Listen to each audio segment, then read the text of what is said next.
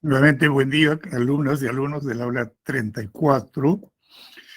Soy Hernán Núñez, su profesor de literatura, y vamos a desarrollar la clase correspondiente a la semana 14, el posmodernismo. Efectivamente, después del modernismo, encabezado por el gran Darío, el nicaragüense, el líder del movimiento, y también el gran Chocano en el Perú, en la literatura peruana, modernismo, que en este caso, este año, este semestre, se está pasando por alto por razones de tiempo y hay que priorizar temas de acuerdo a lo que, de acuerdo a las normas y a las y al sílabo que se pide a ustedes para el ingreso. Pero no quiero dejar de mencionarlo, ¿verdad? En el Perú, el modernismo está representado principalmente por Chocano, desde luego, aun cuando no es el único, no es el único. Y sus poemas tan sonoros como ese Blasón, que seguramente ustedes lo han leído y lo han disfrutado. Soy el cantor de América, autóctono y salvaje, mi lira tiene un alma, mi canto un ideal. Mi verso no se mece colgado de un ramaje con un vaivén pausado de hamaca tropical. Es el primer cuarteto, la primera estrofa del soneto, porque Blasón es un soneto, y finaliza el soneto con la cuarta estrofa, vale decir, el segundo terceto. La sangre es española e incaico se latido, y de no ser poeta quizás yo hubiese sido un blanco aventurero o un indio emperador. Miren, pues, ¿no? Él se reputaba como el mejor de América, de la parte del sur de América, pero además lo manifiesta en su poesía, ¿no? Como en este caso, él no hubiera sido cualquier cosa. De no ser poeta, quizás yo hubiese sido un blanco aventurero o un indio emperador. Y así por el estilo, la Magnolia también, ¿no? Que es otro soneto que canta la belleza, la riqueza de nuestra América, la naturaleza, la riqueza natural, y hace una comparación con la clásica Grecia. Bien, dicho esto, entonces entramos en lo nuestro. Postmodernismo está representado cronológicamente por José María Eguren, que al propio tiempo, que está en el postmodernismo, pero su poesía más bien se enmarca dentro del estilo del simbolismo, es una poesía simbolista. Y Valdelomar, que sí es netamente postmodernista. Este es el contenido entonces de nuestra clase de hoy. José María Eguren, lo que le caracteriza su obra, el libro Simbólicas, y vamos a ver de pasada algunos de sus poemas emblemáticos.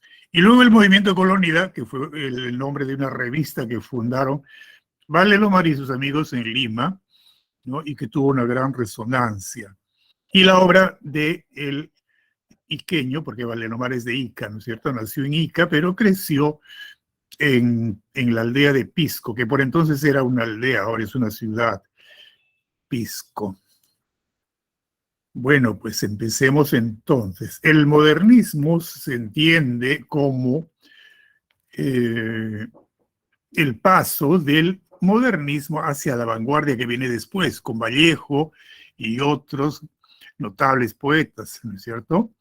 Entonces, pues el posmodernismo es una etapa de transición, un periodo de transición relativamente breve, y abarca todo lo que es posterior al modernismo, lógicamente, y lo que antecede al vanguardismo, porque con esto estoy diciéndoles una verdad de perogrullo. En fin, lo que queremos decir es que los años iniciales coincidiendo con los años iniciales de la Primera Guerra Mundial, que como ustedes recordarán va del 14 al 18, ¿no es cierto? De 1914 a 1918, la poesía peruana, plenamente modernista, ya va mostrando una fatiga, una especie de decadencia, que luego se notará en el posmodernismo precisamente. Prueba de esto, como se señala en el libro de ustedes, lo encontramos en una tesis doctoral presentada y publicada en 1915 por el poeta, un poeta destacadísimo, José Gálvez, y el título de esa tesis es Posibilidad de una genuina literatura nacional.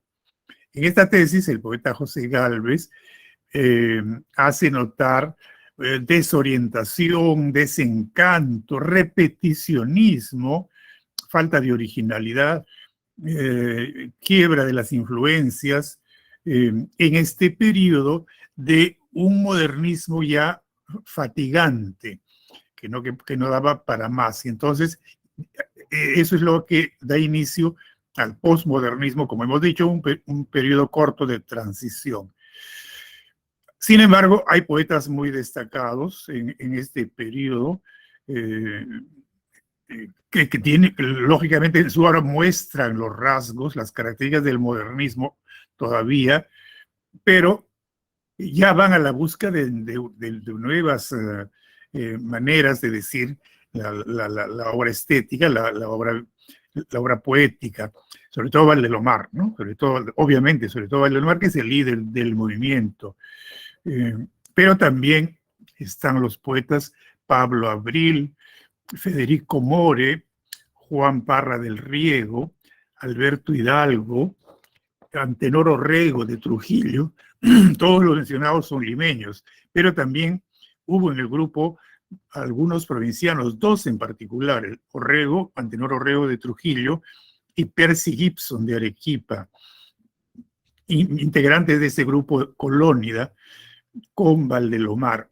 Eguren no figuraba en este movimiento, pero ellos reparan, se percatan de la importancia de la obra poética de José María Eguren y le dedican uno de los números de Colónida a él como creador, como poeta, y a su obra. Entonces, eso contribuyó a que se hiciese conocido. José María Eguren fue un poeta muy discreto.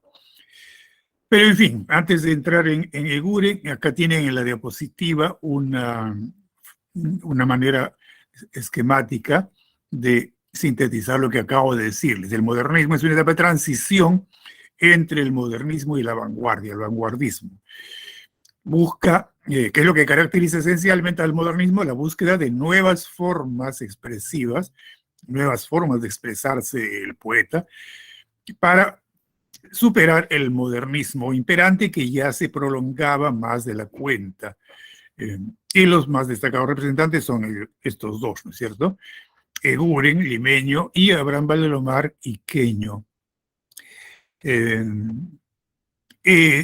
Mucho para entender este fenómeno de este periodo de transición, como acabo de decirles, lo aporta el poeta José Gálvez en esta tesis importantísima suya de 1915, Posibilidad de una genuina literatura nacional. En ella, como les he dicho, él argumenta que la literatura presentaba ya al momento desorientación, desencanto, repetición, etcétera. Es decir, ya entraba en crisis o había entrado en crisis el modernismo. Eso entonces a manera de introducción, de preámbulo, de proemio, para adentrarnos ahora en el gran Eguren. Como les dije, él es limeño, vivió entre 1874 y 1942. Estudió en el Colegio de los Jesuitas, pasó un tiempo en la hacienda Chuquitanta, estaba, creo que ya no existe esta hacienda, al sur de Lima, de su familia, donde las visiones de la naturaleza, estoy leyendo en el libro de ustedes, enriquecieron su imaginación artística. Es decir, que ese periodo que pasó no muy prolongado en el campo, le sirvió mucho, le sirvió mucho, digo yo, sobre todo para luego plasmar en su poesía una fiesta de color, de musicalidad, a lo cual lo inspiró esta belleza de la naturaleza. Bueno, pues Lima era una ciudad muy pequeña y estaba rodeada de extensos campos, ¿no? De haciendas muy interesantes. Luego retorna a la ciudad y vivió en el balneario de Barranco, y Barranco y Chorrillos y también Miraflores eran balnearios. Había que hacer un viaje para ir de Lima. No, la ciudad no estaba conectada como ahora, pues, ¿no? Lima era una ciudad pequeña y había que viajar a caballo o en carruaje antes del automóvil, pero luego ya aparecerá el automóvil, claro que sí, a finales del 19 ya aparece el automóvil. Eh, de todos modos, era un viaje hacia Barranco. Él se instala en Barranco seguramente porque apreciaba la tranquilidad. Si ustedes quieren conocer su casa, está ahí, en Barranco, en el lado, yendo de acá hacia el sur, en el lado izquierdo, como yendo a Surco, hay una plaza que se llama San Francisco, por el nombre de una iglesia que hay ahí, Iglesia de San Francisco, Plaza de San Francisco. Ahí en la propia plaza está la casa, tiene una placa, acá vivió José María Eguren. Cuando estén por allá ustedes, en el verano, cuando vayan a la playa, dense un paseo por esta Plaza San Francisco. En el año 16, en 1916, recibió el homenaje que les he mencionado de parte de los Colónida, ¿no? Encabezados por Abraham Valdelomar. Y también hizo lo propio Mariátegui con su revista Amauta, también le dedicó un homenaje. Con estos dos homenajes de Colónida primero y Valdelomar, y posteriormente de Mariátegui a través de su revista Amauta, se hizo conocido porque él era un poeta muy discreto, muy discreto. En 1930 se le incorporó a la Academia Peruana de la Lengua. En fin, y para finalizar, esta referencia a él como persona y a su obra, debemos decir que la crítica actualmente lo considera, después de Vallejo, el más importante poeta de la literatura peruana. Su obra está compuesta por estos libros: Simbólicas, de 1911, acá lo tienen a la vista en la diapositiva; La canción de las figuras, 1916; Sombra y Rondinelas,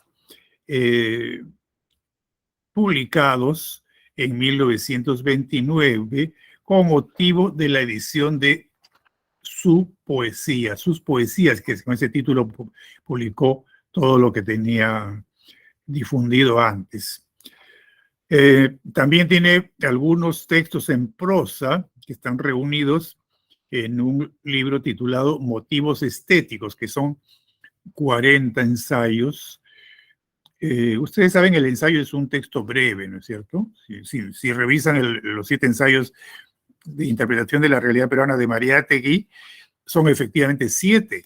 Y cada uno de los 7 ensayos es un texto breve realmente, ¿no? Esa es la característica del ensayo. Analizar algo, un tema, un asunto, un problema. En el caso de Mariátegui, los 7 ensayos los llama él problemas. El problema de la literatura peruana, por ejemplo, es uno de los ensayos. El problema del indio es otro. Él los considera problemas. Bueno, pues en este caso, en Eguren contiene este libro, Motivos Estéticos, 40 ensayos publicados entre los años 30 y 31, en un año. Veamos ahora lo que caracteriza a su poesía. Eguren es el iniciador del ciclo de fundadores de la tradición poética peruana. Se llama tradición a una etapa significativa en la historia de la literatura de un país o de un continente. En el caso de la literatura peruana, pues eso no quiere decir que no hubo poetas antes, claro que los hubo, pero la poesía importante en la literatura peruana se da a partir de Eguren. Por eso se le considera el iniciador de la tradición poética en la literatura peruana. Este ciclo comienza en 1911 con la publicación que acabamos de señalar de su libro Simbólicas, y abarca la obra de los poetas vanguardistas peruanos, ¿no? Incluido Vallejo, desde luego, con su libro Trilce. Y llega hasta la generación poética de los años 50. La generación de los 50 es una generación muy importante, sobre todo narradores, autores de cuentos y novelas, pero también hay poetas en la generación. Hasta la generación del 50 llega esta tradición poética. Luego del 50 la poesía cambia bastante y eso ya lo veremos cuando haya oportunidad. Por otro lado, la poesía de Guren presenta una notoria influencia simbolista, lo que les dije al empezar, ¿no? Es eminentemente simbolista su poesía, porque pone de relieve la idea de la orquestación musical. Y les dije también eso, ¿verdad? Cuando me refería a que él vivió un tiempo en el campo, en la hacienda Chuquitanta, y quizá eso lo inspiró para darle a su poesía ese cariz de color y de música. Efectivamente, el poema para Eguren es música y color, ritmo y color. Y ahí la segunda característica. Una tercera, en contraposición del modernismo de Chocano, sobre todo que es un modernismo sonoro, ¿verdad? Por eso les he leído una parte del poema Blasón, soy el cantor de América autóctono y salvaje, etcétera, etcétera, ¿cierto? Que es eminentemente sonoro. Los poemas del modernismo, de Chocano particularmente, son como marchas marciales.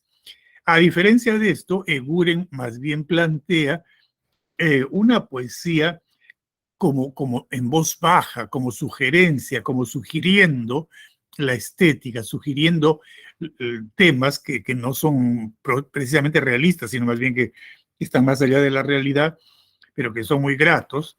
Y podemos decir que el poema no debe mostrar, según él, ¿no? Y por eso el simbolismo, no debe mostrar explícitamente lo que el mensaje, si quieren ustedes hablar de mensaje, un elemento del proceso de la comunicación. Y cuando leemos poesía, obviamente hay un proceso de comunicación. El mensaje no debe ser explícito. Eso es lo característico del simbolismo, no solo en Eguren, sino en el simbolismo francés. Debe ser más bien representativo de la lírica y el lector debe descubrirlo. El lector debe darse el trabajo de descubrirlo. Y claro, es un trabajo grato, no es un trabajo penoso, pero trabajo al fin, ¿no es cierto? La obra simbolista, el poema simbolista debe leerse y releerse. Bueno, pues acá tienen ustedes estas características. La idea de organización musical está en el poema, muy presente, ¿no? En segundo lugar, la poesía debe ser sugerida, no dicha explícitamente lo que acabo de mencionar, sino más bien como sugerida en voz baja. Y el color, el cromatismo, ¿no? Muy presente, lo vamos a ver enseguida en algunos de sus poemas, como Los Reyes Rojos. Acá lo tienen ustedes. Desde la aurora, vayan reparando alumnas y alumnos, cuántas veces hace alusión al color o a los colores, al cromatismo. Desde la aurora combaten dos reyes rojos con lanza de oro, por verde bosque y en purpurinos cerros vibra su ceño. Falcones reyes batallan en lejanías de oro azulinas, por la luz cadmio. Airadas se ven pequeñas sus formas negras. Viene la noche y firmes combaten foscos los reyes rojos. No sé si han ido preparando o yo les hago notar ahora. Miren ustedes. En el primer verso, aurora. La aurora nos sugiere un color, ¿no es cierto? ¿De qué color es la aurora? Es un rojizo en dorado cuando va amaneciendo en el horizonte. Si no está nublado, en Lima lamentablemente no tenemos mucho la suerte de poder apreciar la aurora. Pero en fin. Luego, el segundo verso, rojos. Tercer verso, oro. El color oro también es un color, ¿no es cierto? Verde bosque. Purpurinos, el color púrpura es un color dorado brillante. Tercer verso de la segunda estrofa, vibra su ceño, ahí no hay. Falcones reyes, batallan en el oro azulinas, el último verso del tercer terceto, oro azul, miren esa combinación de color, ¿verdad? Los matices entre oro, entre dorado y azul o azulino. Mucho usa estas palabras, Eguren, azulino, azuloso, palabras derivadas. Y luego en la siguiente estrofa, por la luz cadmio es un color de luz medio azul también, ¿ah? Siguen sigue con el recurso del cromatismo, como verán ustedes. Airadas se ven pequeñas sus formas negras. La palabra negro también es parte del cromatismo, claro que sí. Viene la noche y la noche también sugiere negrura, ¿no es cierto? Oscuridad. Y firmes combate en fosco y repite al final los reyes rojos. Otra particularidad que de paso hay que mencionarla es que él inventa palabras. Foscos, ¿ya? ¿Qué serán foscos? Yo creo que debe ser algo así como fieros. Claro, combatientes, se combate con fiereza, ¿no es cierto? Los reyes rojos. ¿Y qué significa este poema? Ah, pues hay que buscarlo, hay que buscarlo. No es tarea de ustedes, pero pueden notarlo, que no es como el modernismo, ¿no? Soy el cantor de América, autóctono y salvaje. Mi lira no se. Mi lira tiene un alma, mi canto, un ideal. Es explícito. Lo que nos dice Chocano, lo que nos dice Pablo Lomar es explícito. El Lomar nos dice: mi infancia que fue dulce, serena, triste y sola, se deslizó en la paz de una aldea lejana. Explícito. En cambio, Eguren es más bien implícito. El lector tiene que tratar de descubrir. Y claro, ustedes dirán, alumnos, y si me equivoco, profesor, no importa, no importa. Cada lector es dueño de descubrir lo que crea encontrar, lo que le parece encontrar en el poema simbolista. Y este es otro poema muy, muy conocido. En La niña de la lámpara azul, en el pasadizo nebuloso, cual mágico sueño de Estambul, su perfil presenta destelloso la niña de la lámpara azul. Ágil y risueña se insinúa, y su llama seductora brilla, tiembla en su cabello la garúa de la playa de la maravilla. Con voz infantil y melodiosa, con fresco aroma de abedul, habla de una vida milagrosa, la niña de la lámpara azul. Con cálidos ojos de dulzura y besos de amor matutino me ofrece la bella criatura un mágico y celeste camino de encantaciones en un derroche, lleno de leda, vaporoso tul, y me guía a través de la noche la niña de la lámpara azul. Muy similar a los Reyes Rojos, ¿verdad? Hay una especie de surrealismo. ¿Qué realidad no está presente acá? Una realidad que está por encima de nuestra realidad inmediata. Esta expresión yen de leda, yende, hendir es penetrar con un puñal, con algo. Y leda debe ser pues suave, vaporosa, como dice ahí, ¿no? Ella va vestida de vaporoso tul y ella también es vaporosa. Un hermoso poema en el que además del cromatismo, que también se habrán dado cuenta que hay también profusión de color, azul, nebuloso, etcétera, pero al mismo tiempo hay una musicalidad, un ritmo que lo habrán notado y por eso lo he leído. Por eso lo he leído, porque casi se puede cantar la poesía de Guren. Y hay un poema que además de lo dicho, nos presenta una especie de sentido del humor, una especie de sentido del humor. No, no sé, no recuerdo si lo hemos puesto acá, no, pero está en el cuadernillo, el poema El Duque. El Duque es un poema muy simpático, sí, está en su cuadernillo, pero no sé si está completo. Si lo tienen, por favor, a la vista, sigan la lectura y van a darse cuenta que hay un sentido del humor muy fino, muy especial. Y además es como jugar, ¿no? Los personajes no son personas, son elementos sobre todo de la gastronomía, de la cocina. Hoy se casa el duque nuez. ¿Quién es el duque? Nuez, la nuez. La nuez. Viene el chantre, viene el juez, y con pendones escarlata, florida cabalgata, a la 1, a las 2, a las 10, que se case el duque primor con la hija del clavo de olor. Mire, ¿quién es la novia? La novia es la hija de clavo de olor. Allí están con pieles de bisonte los caballos de lobo del monte, y con ceño triunfante, Galo cetrino Rodolfo montante. Y en la capilla está la bella, mas no ha venido el duque tras ella. los magnates postradores, aduladores, al suelo el penacho inclinan, ¿no? Los señores que van llegando ante la novia que está inquieta porque no llega el duque, el novio, el duque no es. Sigo leyendo. Los corvados, los bisiestos dan sus gestos, sus gestos, sus gestos.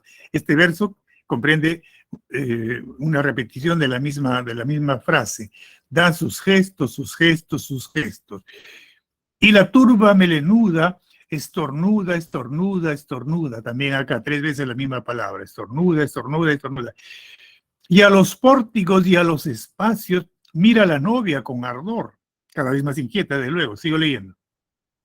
Son sus ojos 2 topacios de brillor, y hacen fieros ademanes, nobles rojos como alacranes.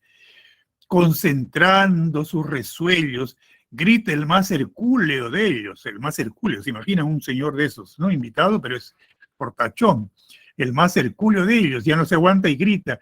¿Quién al gran duque entretiene? Ahí la pregunta, ¿no? ¿Por qué no llega el novio, el gran duque?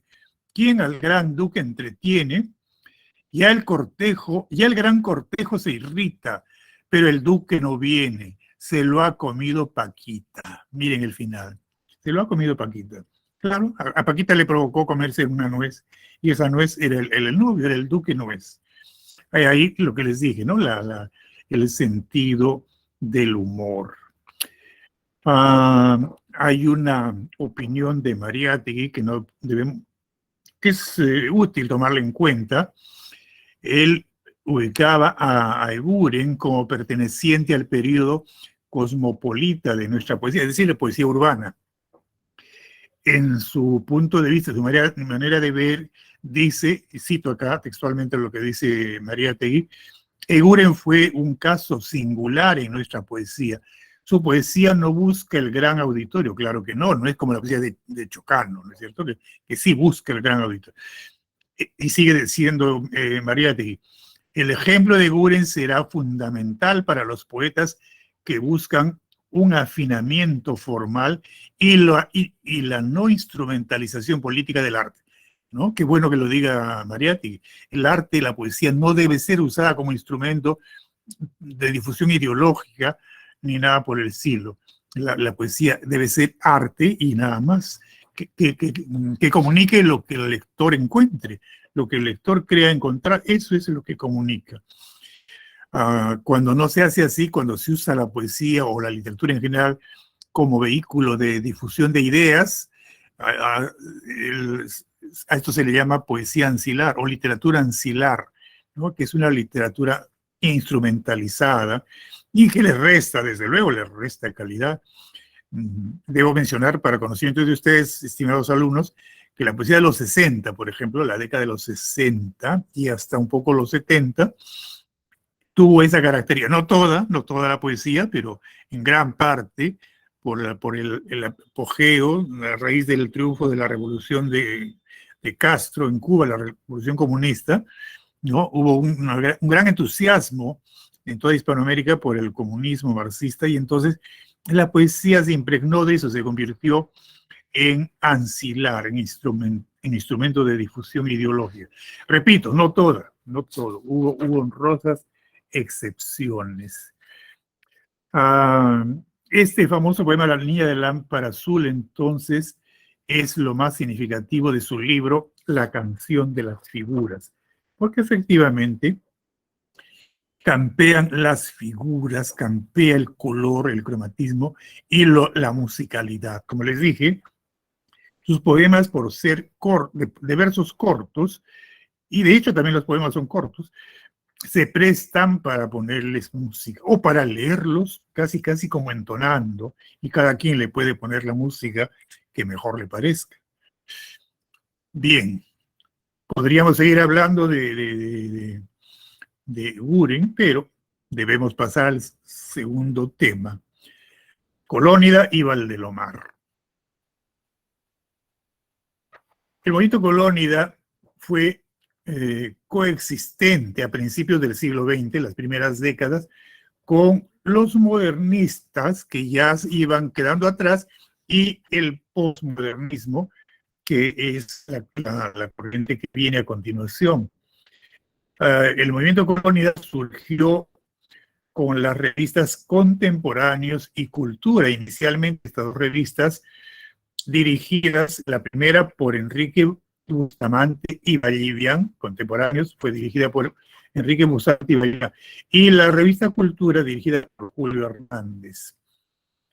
A partir del año 16, de 1916, el movimiento se afianza, va tomando fuerza, con la aparición de una tercera revista, es decir, Colónida, que reúne a escritores más jóvenes, los más jóvenes de la época, ¿no? Un grupo juvenil, que vamos a repetir, ya leí los nombres, pero vamos a repetirlos acá. Federico More, Alberto Hidalgo, Mariátegui, el propio Mariátegui que es poeta también, ¿eh? En su juventud publicó poesía. Limeños, y el arequipeño Percy Gibson y el trujillano Antenor Orrego. Y desde luego el mayor exponente de este grupo selecto es Valdelomar, ¿no es cierto? Valdelomar, qué duda cabe. Acá está sintetizado y abajo tenemos como características que Colónida significó un espíritu crítico y una especie de rebeldía literaria en pugna, en una especie de batalla contra la moda y el elitismo literario que se caracterizaba por ser aristocrático, conservador. Los colónidas buscan darle más bien independencia, una cierta libertad, hacerla más significativa, más auténtica, hacerla regional. La poesía de Valdelomar es bastante regional, él destaca su pueblo, ¿no? Casi siempre su poesía y sus cuentos, ni qué decirlo, el Caballero Carmelo, nos hablan de su pueblo, de Pisco sobre todo, pero de Ica también. Una segunda característica, que los integrantes son admiradores de la belleza formal de la naturaleza y se sienten deslumbrados por la imagen y el color. Y esta es una característica común con Eguren, ¿verdad? Una característica que comparten con Eguren. En el caso de Valdelomar es bastante natural porque él ha crecido en el campo, junto al mar, junto a los bosques, a la naturaleza, a los valles de Ica.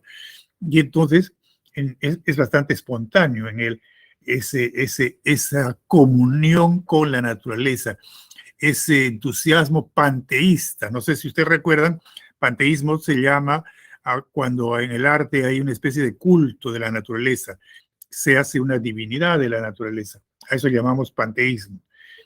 Y por otro lado, cultivan la expresión sencilla y tierna. Lo vamos a apreciar enseguida en dos de sus poemas, por lo menos, en Tristitia y en El hermano ausente en la cena de Pascua. La ternura y la sencillez. Y finalmente se pone muy de manifiesto, muy enfatizado, la vida sencilla de los pueblos del interior de las provincias. Bueno, esto es característico de Colónida en general, ¿no es cierto? Pero, claro, principalmente está notorio, está muy presente y muy notorio en la obra de Valdelomar. Valdelomar tuvo una vida corta, desgraciadamente, ¿eh? De no haberse truncado su vida a los 31 años, si no me equivoco, de 1888 a 1919, pues seguramente habríamos tenido a uno de los mayores poetas y escritores, porque él publicó por igual, en tan corta vida dejó una abundante obra en poesía, en cuentística, en novelas, 2 novelas cortas, en ensayos, etc. Nació en Ica, como les dije, pero vivió su niñez en Pisco, en la aldea de Pisco, porque allá trabajaba su padre. Su infancia entonces fue rural y muy vinculada al mar y también a la campiña, en las vacaciones, en los veranos, y él cuenta eso por ejemplo, en la obra Hierba Santa, que es un cuento largo, o si quieren una novelita corta. La familia se traslada a la casa de los abuelos, a Ica, de Pisco se van a Ica, al Valle Caucato, y ese cuento es prácticamente, o en buena cuenta, un himno de homenaje panteísta, ¿no? A la naturaleza, a la belleza de la naturaleza, los paseos de los niños, los juegos, la felicidad que viven en esa temporada corta de vacaciones en el valle, en el campo. Pero está muy vinculado al mar. El mar es omnipresente en la poesía de Valdelomar. Luego se trasladó a Lima para estudiar y estudió en el colegio Nuestra Señora Guadalupe, en el emblemático colegio que está en la avenida Alfonso Ugarte, ¿no es cierto? Y allá dirigió era muy activo desde niño, dirigió un periódico siendo alumno de secundaria. Luego termina la secundaria e ingresa a la Universidad de San Marcos. Y muy pronto entró en política. Cuando se postula a la presidencia don Guillermo Billinghurst, que va a ser elegido presidente entre 1912 y 1914, el joven Valdelomar participó en la campaña a favor de Billinghurst y cuando ganó la presidencia este señor lo envió a Italia, ¿no? Y en Italia fue una especie de agregado cultural. Y allá se dedicó a escribir gran parte de su obra. El Caballero Carmelo, por ejemplo, lo escribió estando en Italia y lo envió a un concurso en Lima que lo ganó con este cuento. Pero bueno, desgraciadamente el gobierno de Billinghurst se interrumpió con un golpe de Estado, que gobernó nada más 2 años, y el Valdelomar retornó a la patria y renunció al cargo, desde luego.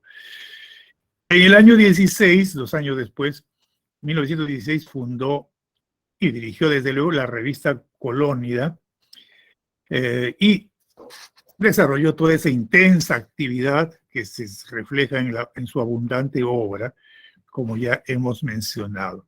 Prematuramente murió en Ayacucho, se celebró un congreso de diputados regionales en la ciudad de Ayacucho, él asistió, había sido elegido diputado, y estaban en una cena de homenaje en una casona ayacuchana de la ciudad de Ayacucho, en un segundo piso, en un segundo nivel, y él pidió permiso para bajar a los sanitarios. ¿Cómo eran los sanitarios en ese entonces? En las casas de provincia, sobre todo. Pues eran una especie de silos en el patio. Todas estas casonas tenían patios muy grandes. Y ese silo, ese sanitario estaba siempre al fondo del patio. Y él tenía que caminar todo ese trayecto, pero se presume que estaba un poco mareado. En una escena se bebe licor, ¿no es cierto? Y hay quienes dicen incluso que podía haber estado bajo los efectos de algún narcótico. Era moda en Lima drogarse con opio entre los intelectuales, entre los artistas. No tenemos por qué escandalizarnos.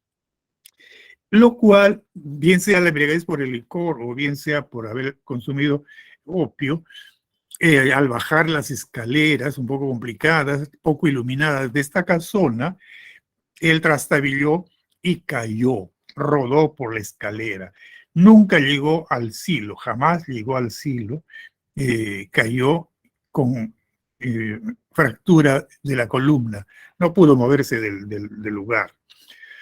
Intentaron trasladarlo a Huancayo, porque parece que en Huancayo había una mejor infraestructura hospitalaria, en una camilla a pie, en una camilla cargada por hombres, a hombro de varias personas, pero desgraciadamente no llegó con vida a Huancayo, murió en el trayecto. Esa es la forma en que murió. ¿Y por qué estoy recalcando esto, estimados alumnos? Porque hay profesores que han inventado una falsa forma en que murió Valdelomar. Esta es la verdadera, que a mí me la contó el maestro Luis Alberto Sánchez, que fue rector de San Marcos 3 veces, y él escribió varios libros biográficos de varios poetas, por ejemplo, de Chocano, y de Valdelomar. Valdelomar o La Belle Époque es el título de la novela biográfica sobre Valdelomar. Y allá cuenta lo que a mí también me contó personalmente. Me hizo el favor en una oportunidad el maestro Sánchez de recibirme en su oficina, en su estudio, y conversamos sobre Valdelomar. Y él me refirió que esa fue la forma en que murió. Sánchez era muy joven, mucho más joven que ellos en ese entonces, pero ya era amigo, lo recibían, participaba en las reuniones del grupo Colónida. Bueno, la obra, lo que nos interesa. O las, bueno, mencionemos la obra. En Cuento, El Caballero Carmelo, Los Hijos del Sol, Los Ojos de Judas, los cuentos yanquis, los cuentos criollos. Entre los cuentos criollos está, desde luego, El Caballero Carmelo y la, El vuelo de los cóndores. El vuelo no trata de cóndores, sino es un circo que llega al pueblo y hay una niña trapecista que en la primera función cae y no muere, pero queda ya herida, enferma, y el narrador, que en este caso es un niño, se supone que el propio Valdelomar niño, ¿no? Queda muy apenado y al mismo tiempo deslumbrado, diríamos enamorado de esta niña, y es que da una especie de relato, El vuelo de los cóndores. Eso en cuanto a la narrativa. Sus cuentos están clasificados en cuentos yanquis, cuentos criollos, etc. En poesía, la poesía está, no la publicó en un libro, sino fue publicada en la revista Colonia y en otras revistas, pero actualmente tenemos la obra completa de Valdelomar reunida en 4 tomos. Poemas que destacan Tristitia y El hermano ausente en la cena de Pascua. Entre las novelas les dije que publicó 2 novelas cortas, La ciudad de los tísicos y La ciudad muerta, ambas publicadas en 1911. Y entre sus ensayos, La psicología del gallinazo, 1, y Belmonte el trágico.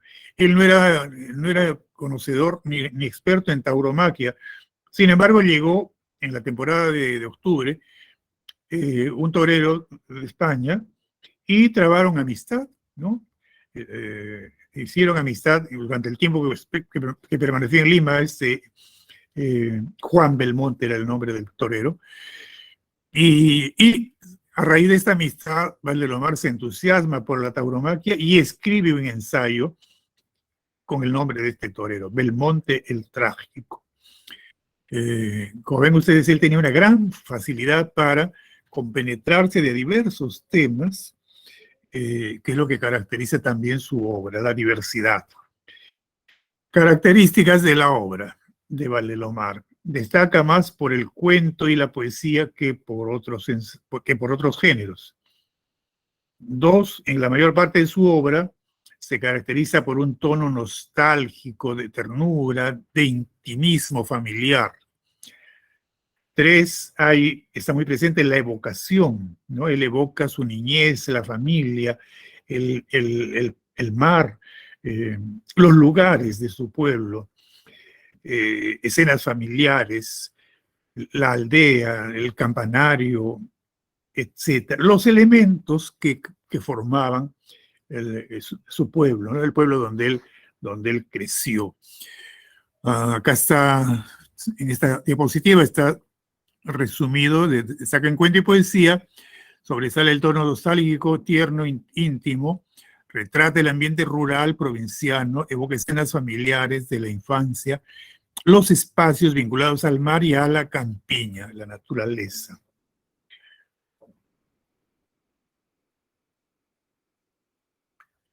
Dicho esto, veamos la obra más importante, porque es la que se ha difundido más, por ejemplo. Yo no diría necesariamente que sea el mejor de los cuentos, del que les he mencionado. El vuelo de los cóndores es un hermoso cuento, poco difundido, ¿eh? Poco difundido.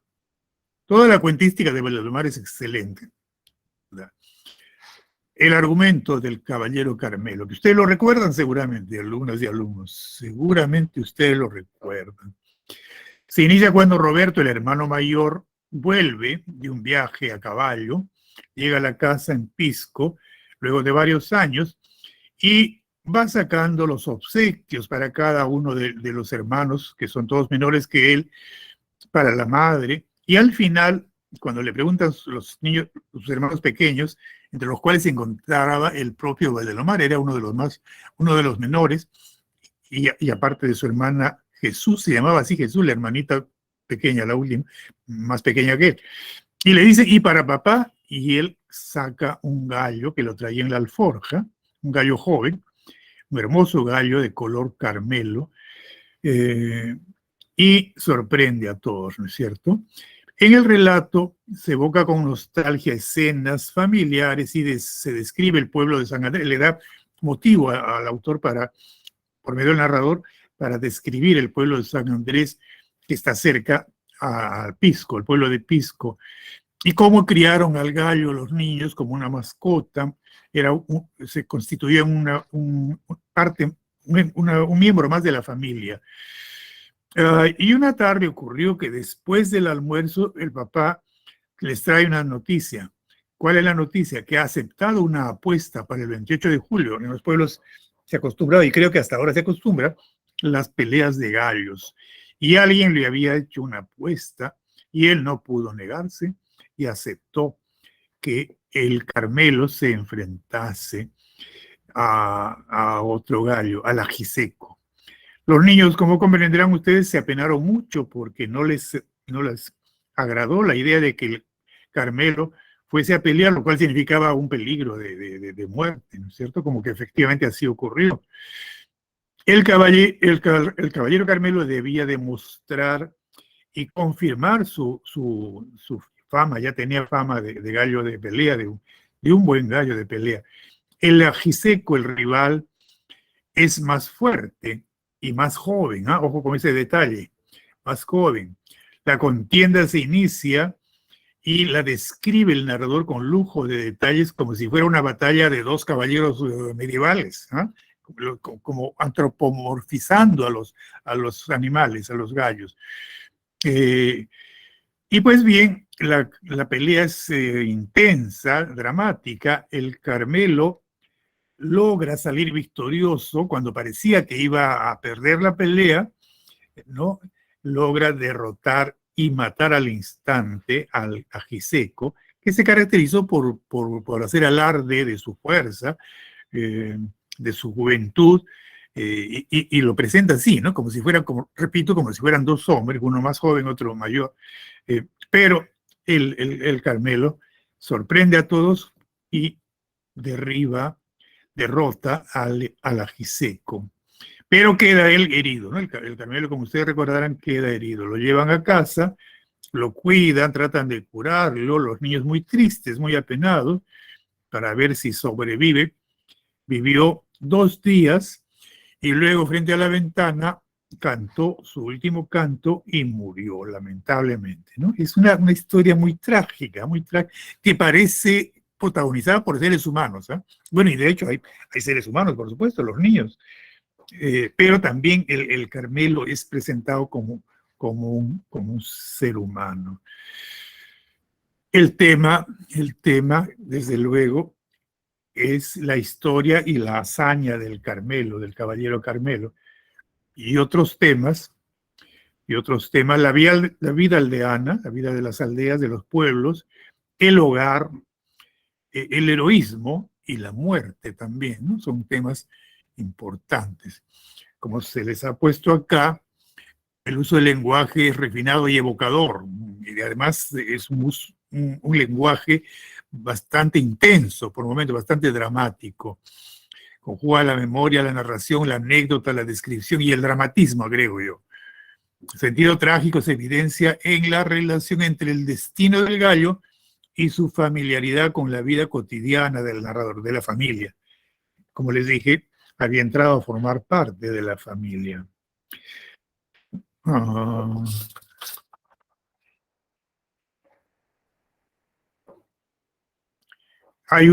Está dividido en pequeños capítulos, como capítulos. En el capítulo 4, para que aprecien lo que les he dicho de cómo los presenta el narrador como si fueran caballeros medievales, pueden notarlo en unas líneas de lectura de este capítulo 4. Esbelto, magro, musculoso y austero, su afilada cabeza roja era la de un hidalgo altivo, se dan cuenta, lo describe como un caballero.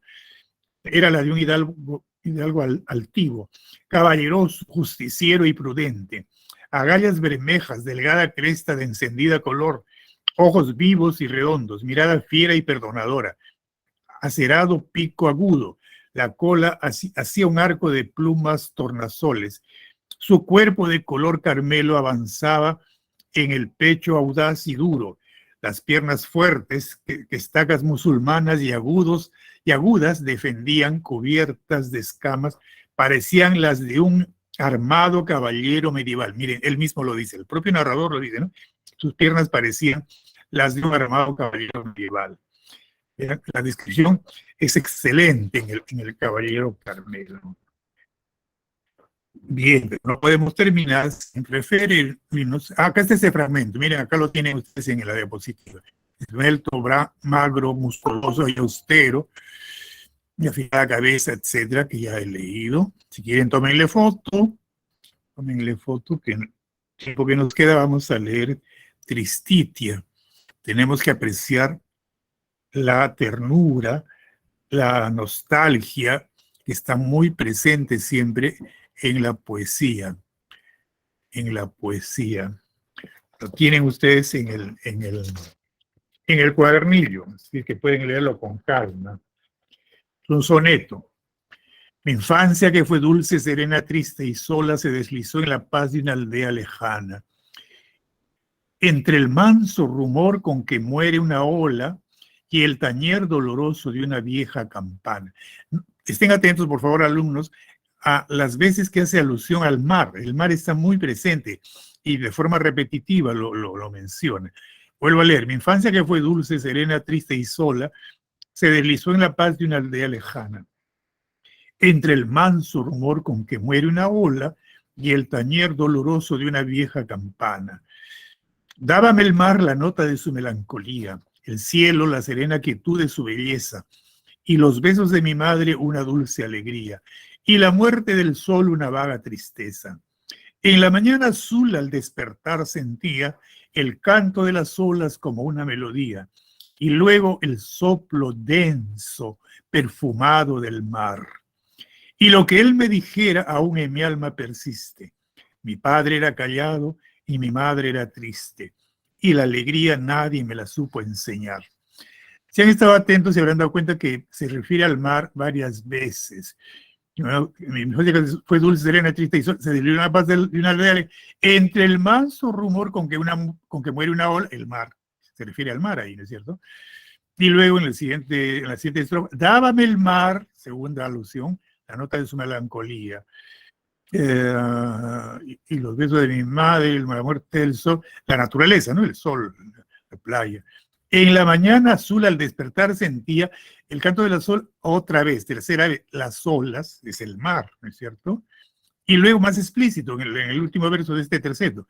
Y luego el soplo denso, perfumado del mar. Y última estrofa, último terceto, ¿qué dice? El primer verso. Y lo que él me dijera, aún en mi alma persiste. ¿Quién es él? El pronombre él es el mar, porque lo he mencionado antes, por lo tanto se refiere al mar. El último verso de la estrofa anterior dice, y luego el soplo denso perfumado del mar, punto, no hay punto, coma, y viene la siguiente estrofa. Y lo que él me dijera, o sea, el mar, pues, ¿no? 4 o 5 veces alude al mar en Tristitia, en este bello poema. Muy bien, eso es todo. Lean El hermano ausente en la cena de Pascua, que también es de lo más simpático, de lo más bello. Los versos son más largos. El hermano ausente en la cena de Pascua, los versos son alejandrinos, vale decir, de 14 versos. Perdón, de 14 sílabas cada uno.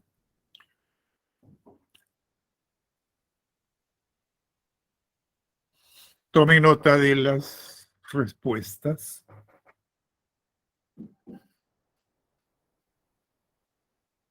1C, 2A, 3D de Dante, 4B de bondad, 5A, 6D de Dante, 7C, 8B de bondad, 9D de Dante, 10A.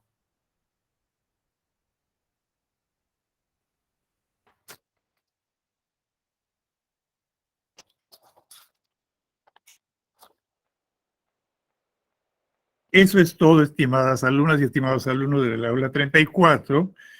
Gracias por su atención y muy buenos días.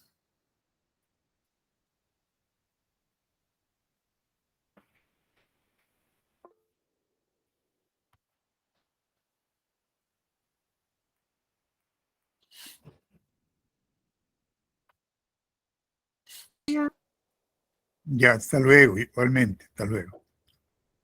Hasta pronto. Gracias, profe. A ustedes, a ustedes. Chao, chicos.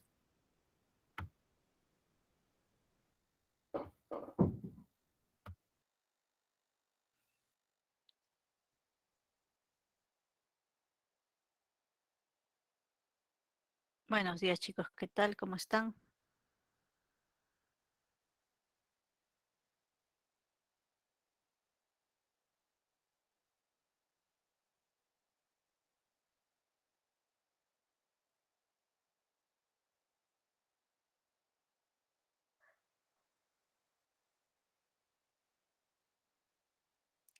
Buen día, ¿qué tal?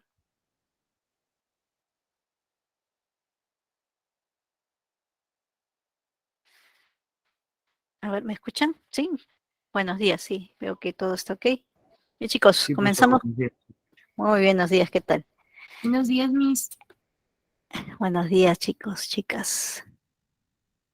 Bien, comenzamos entonces. Ya estamos en la semana número 14 y esta semana pues nos toca ver inecuaciones. Vamos a ver inecuaciones de distintos tipos, vamos a ver distintos casos con ejemplos, de forma que quede mucho más claro, son realmente bastantes casos que se pueden trabajar a la vez. Así que, manos a la obra, vamos a ver esto entonces. A ver.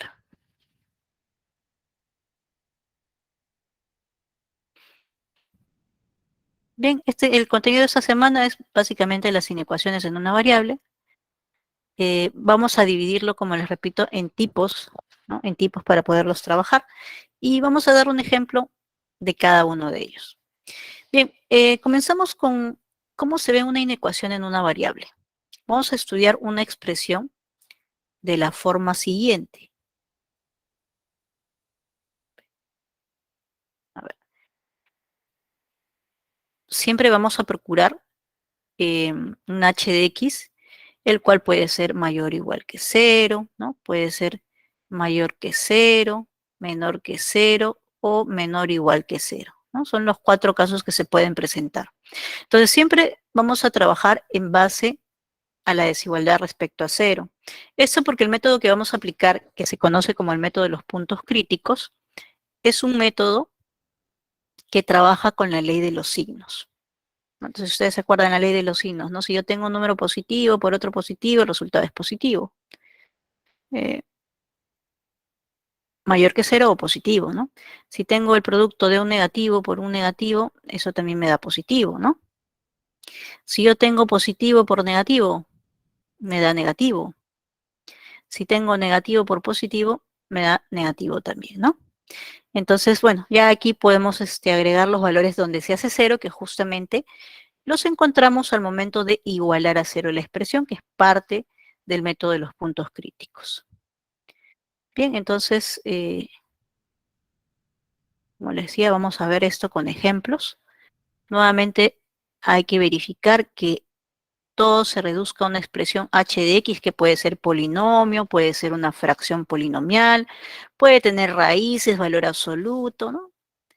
Y como les repito, puede ser mayor o igual que 0, mayor que 0, menor que 0 y menor o igual que 0 la referencia. Ahora, para nuestro método vamos a considerar que este h de x tiene coeficiente principal positivo. ¿Ya? Eso lo vamos a considerar ya por descartado, ¿no? ¿Ya? Entonces, lo primero que vamos a verificar es eso. ¿Tiene coeficiente principal positivo? Sí. ¿Todo está de un lado y está una desigualdad respecto a 0? Sí.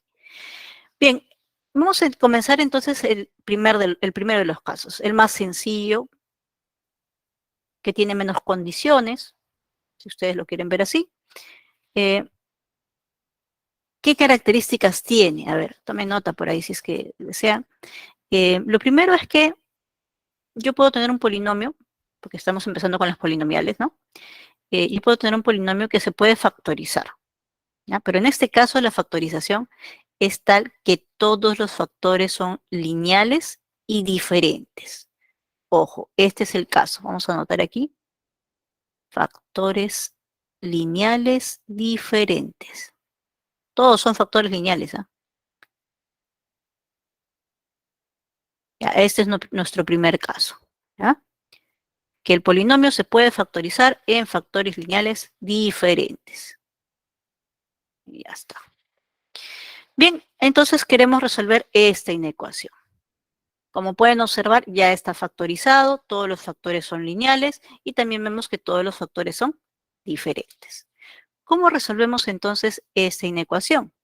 Bueno, recuerden que ya por descontado debemos ver que el coeficiente principal es positivo. Entonces, recuerden que en algún momento este y este se van a multiplicar. Y eso me va a dar x a la cuarta, ¿no es cierto? ¿Qué signo tiene ese x a la cuarta? Pues positivo. Eso quiere decir que el coeficiente principal es positivo. Eso es lo primero que tenemos que verificar en todas las inecuaciones. ¿Okay? Como ya lo está cumpliendo, entonces ya podemos continuar. Ahora sí. Ahora vamos a los pasos, a ver. Bien, mi paso número 1 va a ser que como ya está factorizado, o sea, en otras palabras, primero debo verificar que el coeficiente principal sea positivo. ¿Qué más? Debo verificar que la desigualdad esté respecto a 0. ¿Qué más? Que esté factorizado completamente como producto de factores lineales diferentes. ¿Ok? Entonces, una vez que ya tengo eso, ¿qué voy a hacer? Justamente el polinomio que estamos analizando lo vamos a igualar a 0. Esto se hace para encontrar los puntos críticos. Nosotros sabemos que por propiedad de los números reales, cada uno de estos factores tendría que ser 0, ¿no? Para que el producto sea 0, cada uno de estos factores podría ser 0, ¿no? Entonces, si igualamos a 0 por aquí, tendríamos x igual a 6, aquí tendríamos x igual a menos 2, por aquí tendríamos x igual a 2 y por aquí x igual a menos 5. Esos valores son los puntos críticos. Ahora, ¿qué cosas son los puntos críticos? A ver, en realidad lo que nosotros estamos estudiando es este polinomio p de x. Este polinomio es el que estamos estudiando. ¿Y qué es lo que estamos haciendo? Ya, bueno, ese polinomio, su gráfica puede ser así, ¿no? Dependiendo del grado, dependiendo de la situación. Y observen por aquí, este polinomio, como ustedes pueden ver, hay puntos donde intersecta el eje x. Ya, los puntos críticos tienen que ser números reales, son justamente los puntos donde se intersecta al eje x. Ahora, ¿qué quiere decir? Miren, observen la gráfica que estamos viendo. Este es un punto crítico. Ya, pero si nosotros observamos todos los valores que están a la derecha de ese punto crítico, vamos a ver que la gráfica es positiva, ¿no? ¿Ya? Miren, entre estos dos puntos críticos, la gráfica es negativa. Entre estos dos puntos críticos, la gráfica es positiva. Y bueno, aquí sigue para el menos infinito. En este intervalo es negativo. Entonces, lo que estamos viendo es una referencia de cómo se ve el polinomio cuando lo graficamos en el plano. Cuando es positivo, cuando es negativo. Los puntos críticos, ¿qué nos hacen? ¿Qué nos están indicando?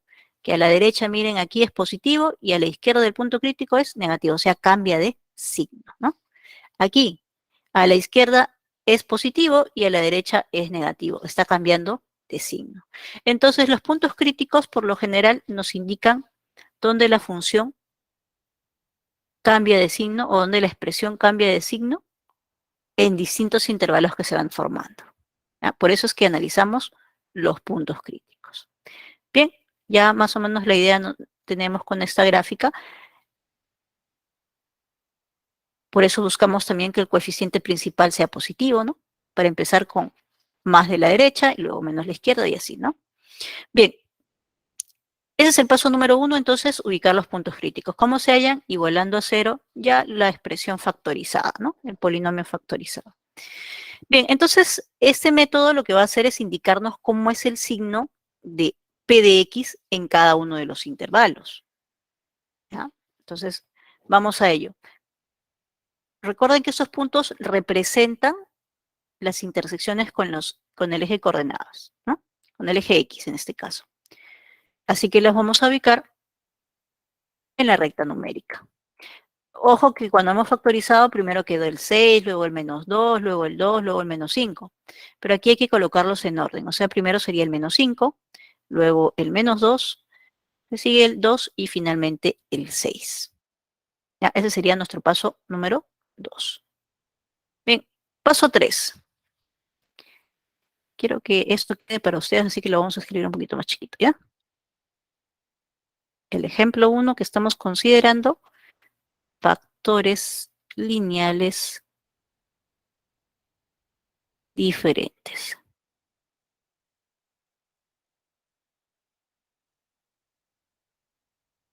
Ya está.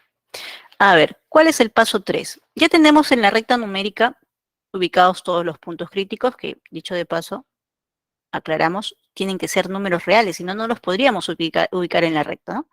Entonces, ya tenemos los puntos críticos. Lo que vamos a hacer es que esos puntos críticos van a delimitar intervalos, por lo tanto, son extremos de intervalos, que pueden ser abiertos o cerrados. Eso depende de la desigualdad. Entonces, si yo tengo mayor que 0 estricto o menor que 0 estricto, los extremos de los intervalos serán abiertos. Y si tengo mayor o igual que 0 o menor o igual que 0, entonces serán cerrados. Bien, entonces vemos nuestra desigualdad. Aquí miren. Ahí miren la flechita. La desigualdad dice mayor que 0 y eso es estricto. Eso quiere decir que vamos a colocar todos los extremos abiertos. Ahí está, todos los extremos son abiertos. Ahora, recuerden que nosotros ya garantizamos que el coeficiente principal es positivo y por ese motivo siempre vamos a colocar signos para cada uno de los intervalos, eso sería el paso número 4, de derecha a izquierda, intercalando los signos como comenzando con más. Y vamos intercalando, ¿no? Más, menos y más. Ese sería nuestro paso número 4. Bien, a ver, ¿qué más? Ya tenemos los extremos de los intervalos, ya tenemos los intervalos, cómo es P de X en cada uno de los intervalos. Entonces vamos a interpretar un poquito para que ustedes se den cuenta. A ver, por ejemplo, en este intervalo de 2 a 6 abierto, ¿qué es lo que me dice este menos? Quiere decir que P de X es negativo. ¿Recuerdan que el menos es negativo? Entonces, aquí quiere decir que P de X es negativo, es decir, menor que 0. En este intervalo que está por aquí, de menos infinito a menos 5, bueno, ¿qué quiere decir este más? Que P de X es positivo, más positivo. ¿Okay? Bien, entonces analizamos nuestra inecuación. Mírenla aquí, ¿eh? Nuestra inecuación dice que P de X es mayor que 0, o sea, esta. Entonces, ¿qué signos debo elegir? De acuerdo a lo que acabamos de ver. Debo elegir todos los que tienen signo más. Entonces, mi paso número 5 va a ser determinar los intervalos que son parte del conjunto solución. Pueden ser varios intervalos, como en este caso, teniendo en cuenta esta desigualdad. Como dice mayor que 0, yo quiero justamente que P de X sea mayor que 0, y eso se da en estos intervalos que tienen el signo más. Aquí, aquí y aquí también. Entonces mi conjunto solución estaría formado por la unión de esos intervalos. Por lo tanto, mi conjunto solución sería de menos infinito a menos 5, abierto, unido con menos 2 a 2, abierto también, y unido con 6 a más infinito, abierto también. Bien, chicos, este es el primer caso, el más sencillo, ya que todos los que siguen les vamos a ir agregando algunas cositas, algunos detallitos, algunas propiedades, ¿no? Con la intención de que al final nos quedemos con una inecuación como esta. O sea, la idea es ir transformando una inecuación que sea más compleja en otra que sea más sencilla, pues, ¿no? Bien, chicos, ¿hasta aquí todo claro? Vamos a ir un paso a la vez, con un ejemplito a la vez, agregando otro caso más, y así, ¿no? Bien. Continuamos entonces. Bien, veamos los casos entonces. El primer caso que vamos a ver es una propiedad que se trabaja en los números reales, se cumplen los números reales. Y en este caso, como ustedes pueden observar, hay un número a que está elevado a un exponente par, ¿no? Un exponente par multiplicado por otro número b, y tenemos que el producto es positivo. Entonces nos dice que eso es positivo si y solo si, bueno, ese a, que es la base, debe ser diferente de 0, y el b es positivo. En otras palabras, miren lo que yo observo, ¿no? El exponente par por b mayor que 0, elimino y voy a colocar diferente porque aquí me dice que no puede ser igual, ¿no? Entonces voy a colocar a diferente de 0 y al eliminar, ¿qué me queda? B mayor que 0. Es una forma práctica en que ustedes lo pueden ver, ¿no? Eliminan el a la 2n que tiene exponente par el a, colocan a diferente de 0 y b mayor que 0. No es como si lo elimináramos, ¿no? Ahora, como les digo, esa es una regla práctica, una forma práctica de verlo. ¿Esto por qué ocurre? Porque recordemos nosotros que en los números reales, si yo elevo un exponente par, esto va a ser mayor o igual que 0, ¿no? Exponente par, eso es mayor o igual que 0. Porque si el a es positivo o negativo, cuando se le ve un exponente par, me va a quedar mayor o igual que 0. ¿Ok? Pero, ¿qué sucede? Si yo tengo que este producto es estrictamente mayor que 0, no puede ser 0. Entonces, ¿cuándo se hace 0 esto? Cuando el a es 0. Pero yo no quiero que sea 0, porque dice que la desigualdad debe ser positiva. Ah, ya, por ese motivo, el a tiene que ser diferente de 0. Entonces, de aquí en adelante, cualquier expresión que sea mayor o igual que 0, ustedes la pueden eliminar. Pero, dependiendo de la desigualdad, si es estricta o no lo es, ustedes van a colocar, si es estricta, que es diferente de 0. Es decir, esta propiedad no queda ahí nomás, ¿no? Esta propiedad también se cumple cuando el exponente es par y aquí yo tengo menor que 0. Entonces también colocaré a diferente de 0 y b en este caso menor que 0. Entonces, como pueden observar ustedes, consiste en eliminar el a a la 2n, ¿no? Los exponentes pares se eliminan. Pero en realidad eso es mucho más general. Toda aquella expresión que sea mayor o igual que 0 se elimina, pero se tiene que analizar. En este caso estamos viendo que si es mayor o menor, vamos a colocar que la base es diferente de 0. Profesora, ¿y si yo tengo un valor absoluto? Ya, yo tengo un valor absoluto, por ejemplo, así, ¿no? ¿Qué sucede? El valor absoluto es mayor o igual que 0. Entonces lo puedo eliminar. Pero, ¿qué sucede? Como es mayor o igual que 0, si x vale a, esto sería 0. Y 0 por b no cumple esta condición. Entonces podríamos tomar este valor y considerarlo dentro de nuestra solución. Y estaríamos en un problema porque esa no es solución del original. Si yo reemplazo aquí 0 por b menor que 0, ¿eso es cierto? Recuerden que toda solución debe verificar la ecuación. Entonces no se cumple. Entonces, por esa razón, cuando aquí es menor o mayor, yo voy a colocar diferente. Y me quedo con esta parte de aquí. ¿Correcto? Bien, eso es lo que dice esta propiedad. Bien, veamos un ejemplo para aplicarlo. Queremos resolver ahora x menos 5 al cuadrado por x más 3, eso mayor que 0. Bueno, vamos aquí a borrar nuestro ejemplito porque sirve para el valor absoluto, para el cuadrado, para la raíz cuadrada también, ¿no? Que son mayores o iguales que 0. Bien, entonces como observamos aquí, esto está elevado al cuadrado. X menos 5 está elevado al cuadrado. La propiedad dice que la base, que es x menos 5, tendría que ser diferente de 0, ¿no? A ver, la base diferente de 0.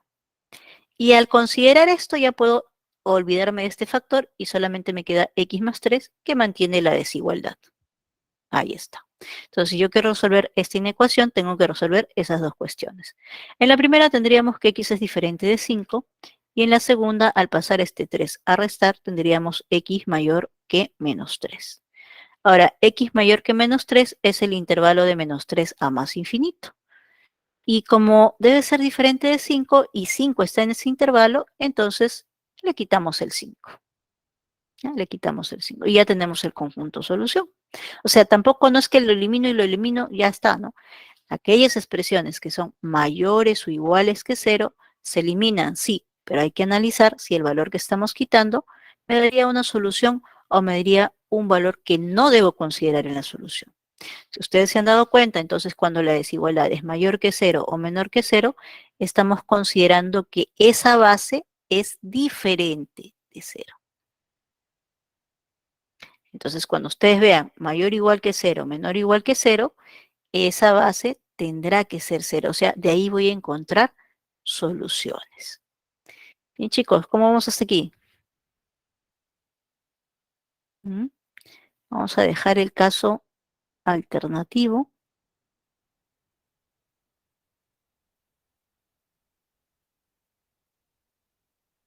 Y ya está.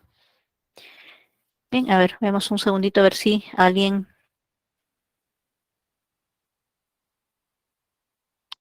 tiene alguna consultita hasta aquí. ¿No? Todo claro al parecer. ¿Sí?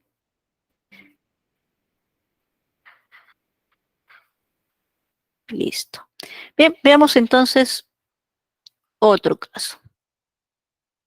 Este caso es cuando el exponente es par, pero la desigualdad es mayor o igual que 0 o menor que 0. A ver, un segundito que por ahí he escuchado.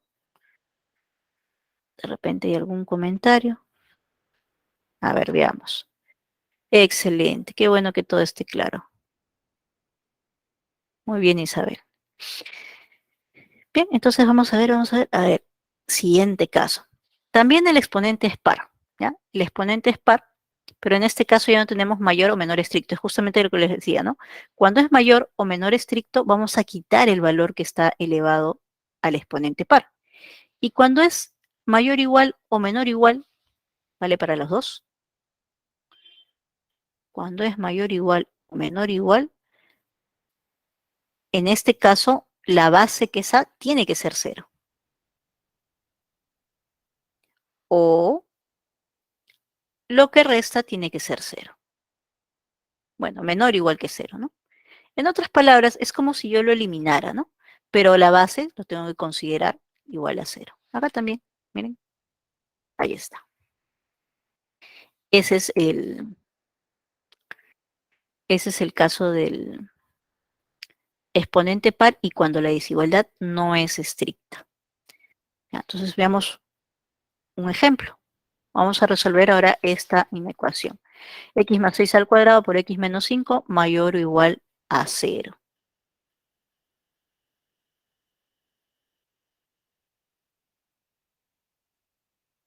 ¿Ya? Mayor o igual a 0. Bien, entonces, ¿qué dice esta segunda propiedad? Este segundo caso.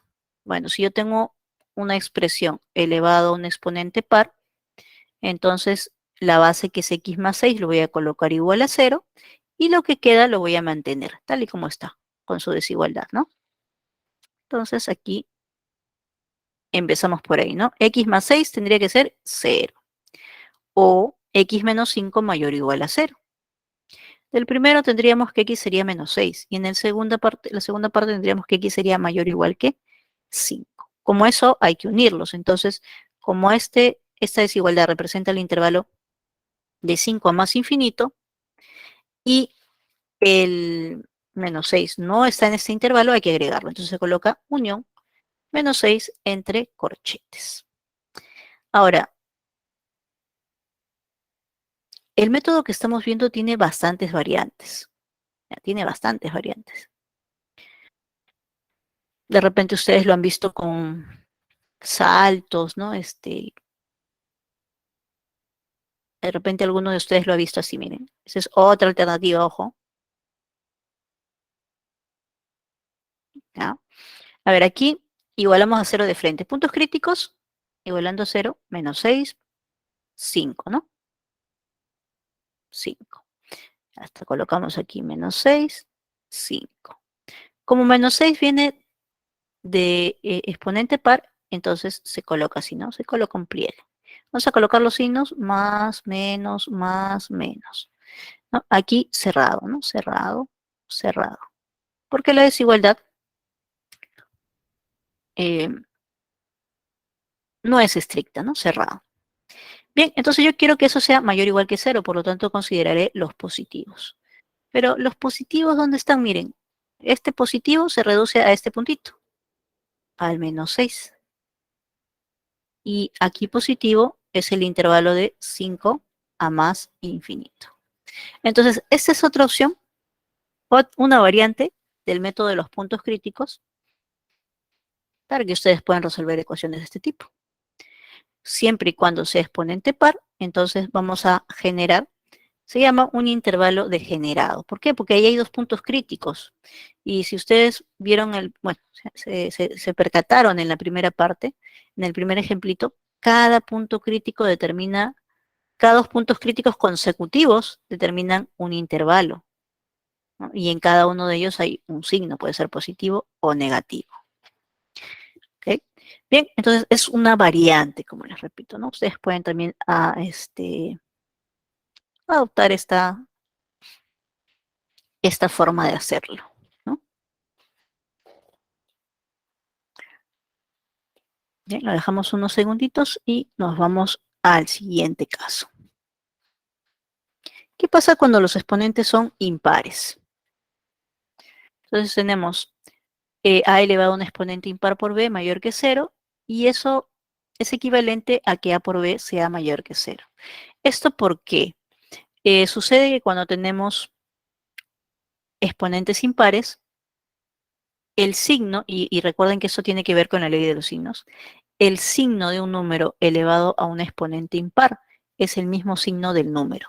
Entonces, es lo mismo trabajar con esta expresión teniendo en cuenta el signo que con esta de aquí. En otras palabras, miren, es como si el exponente se eliminara, ¿verdad? Quédela, ¿ok? Bien, entonces, esa es la siguiente propiedad. También se cumple, pues, cuando la desigualdad es estricta, pero menor que 0.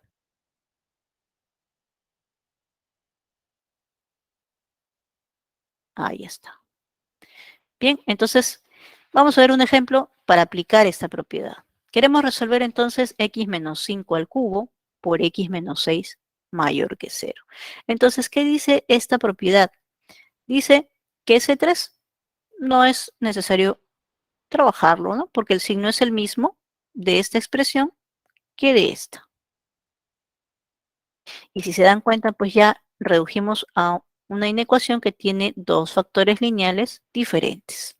Entonces ya estamos en la primera forma, ¿no? Igualando a 0 aquí tendremos que x vale 5, igualamos a 0 aquí, tenemos que x vale 6, así que los puntos críticos son 5 y 6. Y seguimos el mismo procedimiento que vimos en el primer ejemplito, ¿no? Ubicamos en la recta numérica estos puntos, el 5 y el 6 de manera ordenada. Como la desigualdad es estricta, abierto, abierto. No he estado verificándolo, pero al inicio, cuando ustedes comiencen a practicar las inecuaciones, practiquen esto, coeficiente principal. El coeficiente principal de la expresión que estamos analizando, de la última, no es necesario tomar la primera, ¿no? La última, que es esta, antes de llegar a los puntos críticos. El coeficiente principal sería x por x, o sea, x cuadrado, y eso, su coeficiente principal es positivo, ¿no? Positivo. Entonces comenzamos de derecha a izquierda, más, menos y más. Ahora, hemos colocado el signo menos debajo. También es parte de las variantes. ¿Qué sucede? Si ustedes recuerdan el polinomio que grafiqué en un momento, ¿no? Aquí era positivo, positivo, por acá negativo, ¿no? Entonces, ¿qué pasa? Ya, falta un poquito más para que se vea, ¿no? Aquí positivo, negativo, positivo, negativo. Bueno, entonces, ¿qué sucede? Está representando la gráfica del polinomio, ¿no? Entonces, por eso es que ese menos está debajo de la recta. Podríamos decir que esto es como, está funcionando como el eje X. Entonces aquí colocamos, ¿no? Positivo, negativo, y así, ¿ya? Entonces, como les repito, es una forma de representar. Si ustedes quieren graficar ese polinomio, ya saben cómo graficarlo, ¿no? Van a tener que hallar los puntos críticos y con eso pueden determinar los intervalos donde es positivo y donde es negativo. Y así saben cómo es la gráfica de la expresión, ¿no? Del P de X. Bien, nosotros queremos resolver esta. Dice que ese producto debe ser mayor que 0. Si es mayor que 0, entonces es positivo, por lo tanto tomará estos intervalos. Menos infinito hasta 5 abierto y de 6 abierto hasta más infinito. Ese sería mi conjunto solución. Entonces aquí se elimina el exponente solito, pero no la base. En cambio, en el cuadrado, ¿no? En el exponente par, la base se va todo, ¿no? Se va todo, solamente queda el otro factor. Bien, eso era con la desigualdad estricta. Los extremos son abiertos. Ahora, caso especial, ¿no? Caso especial. Bueno, en realidad lo que acabamos de aplicar sirve para el menor o igual que 0. Aquí quedaría menor o igual que 0. Y también sirve para el mayor o igual que 0. O sea que aquí se adapta a los 4 casos, ¿no? A los 4 casos. Bien, ¿y qué pasa cuando nuestros factores no son lineales? Si algún factor no es lineal y no podemos descomponerlo como factores lineales. Puede ser uno o más factores factores no lineales, ¿no?